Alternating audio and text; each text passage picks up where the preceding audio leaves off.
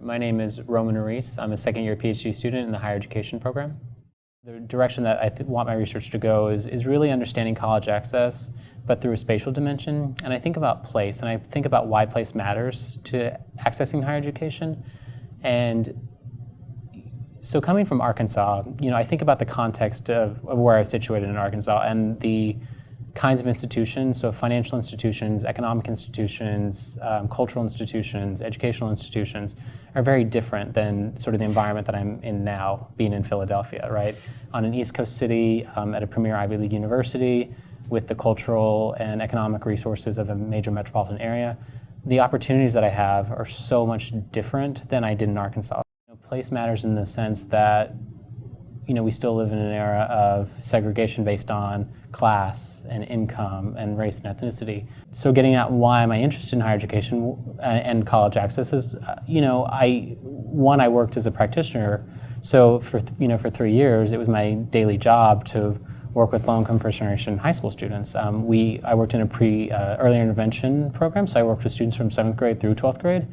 And so I could really see, from planting the germinal seed of letting them know that college was an option in middle school up to the senior year, we're actually implementing everything that we taught them, right? How to apply for college, how to write a scholarship essay, how to choose among your choice set of colleges.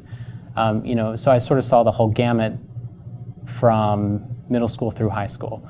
But more importantly, it's sort of the personal lived experiences I've had. So I'm a first generation low-income college student. So no one in my family had ever been to college. No one had ever achieved a higher education. And so for me, it was totally unprecedented, right? And so just looking at sort of the trajectory of my life and the arc of where I've gone, and in relation to that of my siblings and my family members, it's totally different. And so what was that sort of mechanism that caused that change in trajectory? What was higher education? If I'm just one example, I think about, well, on a macro level, how can we, there are more students like me. There are more low-income, first-generation, racial minority students just like me across all parts of the United States. And what can we do systemically from a policy perspective to make sure that they have just as much opportunity as I did?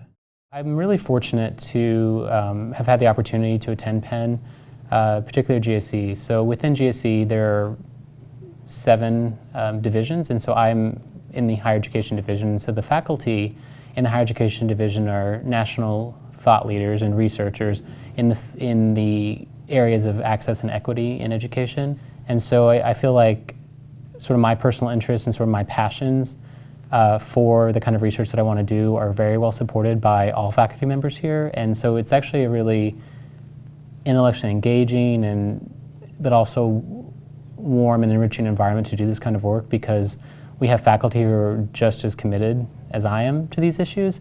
And it's just really interesting to work with someone whose passion aligned with yours. And so I feel like it's a really rewarding experience.